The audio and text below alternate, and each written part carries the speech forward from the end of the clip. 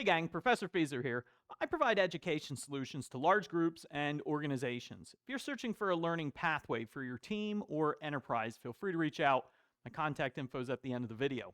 In today's lesson, we're going to talk about JSON, or JavaScript Object Notation, what it is, how to read it. I'm sitting here on the IETF, or the Internet Engineering Task Force page, which defines JSON for us. The IETF, they write protocols. So effectively, they make the internet work, or they define the protocols that help the internet work. For example, IPv4, IPv6, RTP, SIP, DNS, Ethernet, all that's defined by the IETF, and things called RFCs, request for comments. It's just a brand. Each RFC gets a number, right, as a way to track them. But they don't want your comments. At this point, they're just publishing, here's how this works. So up at the top, they say JavaScript Object Notation is lightweight, text-based, language-independent data interchange format. And what that means is it's if you have information that you need to transfer or you need to put at rest, this is effectively a very compacted way to store your data, and it still be indexable, still be searchable. Language independent data interchange format means regardless of the programming language, regardless of the network layer you're working at, JSON may be for you. And when I say network layer, realistically layer 7, but let's say across any protocol, right, we could imagine attaching some JSON. Let's scroll all the way to the bottom. That's where they have some examples. And if we look here, there we go.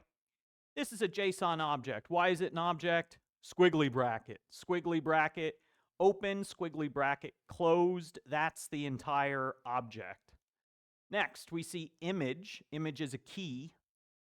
It is value is all of that. So objects work with keys and values. Keys are always on the left. There's a colon, and then the value is on the right. Sometimes we have a key which just points to a value. In this case, 800 is a number. Numbers don't get quotes around them. You'll notice strings do. Image has double quote, width has double quotes. Height has double quotes, but it points to a number, so no quotes. Notice within an object, key value pairs are separated by commas. Width is 800, height is 600, title doesn't have to be mapped to a number. This is mapped to a string text. That's why it has the quotes around it. Image mapped, we could say image.width is 800, or image.height is 600, or image.title. Image, we'd say, is the root or the parent of our object. It's the root key which everything is embedded under. We'd say these are all children of the parent here.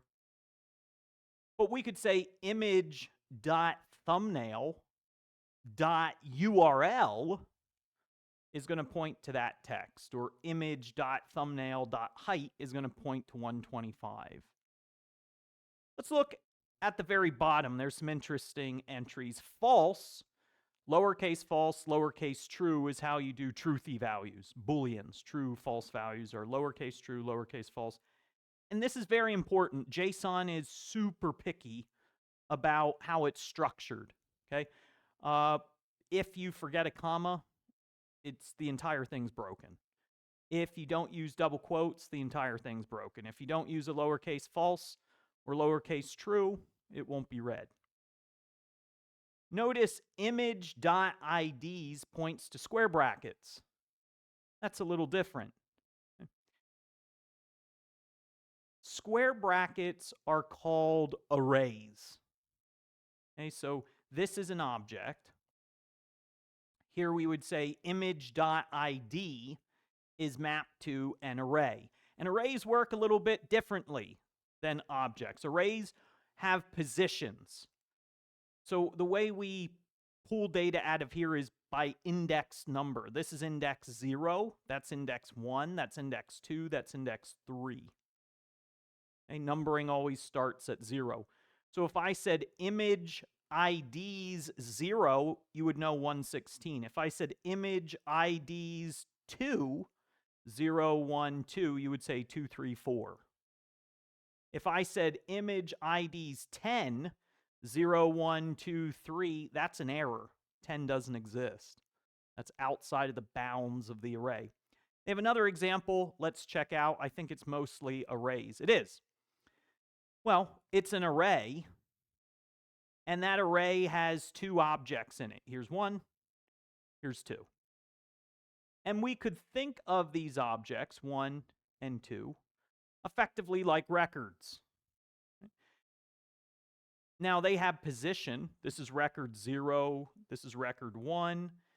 And because of that, it may be that this record's more important. It might be some sort of organization it's trying to imply to us. We don't know based on just what we're offered here. But 0 will always point to that record. 1 will always point to this record. So if we said 0 precision, it would point to zip. If we said 0 address, well, it points to an empty string. If we said 0 country, it would point to US. Down at the bottom, 1 is how we would say the bottom. 1 latitude is going to be 37.37, 1991. Well, there you go, gang. That's JSON. It's pretty straightforward. The only thing that wasn't in the examples was the word null, lowercase null, which means a lack thereof. So it's not true, it's not false, it may test as a false, but it means we don't know. We can't fill anything in here. Gang, I'm Professor Feeser. Give me a like, give me a subscribe if you learned something. I want to see you on the next episode of Code with Feeser.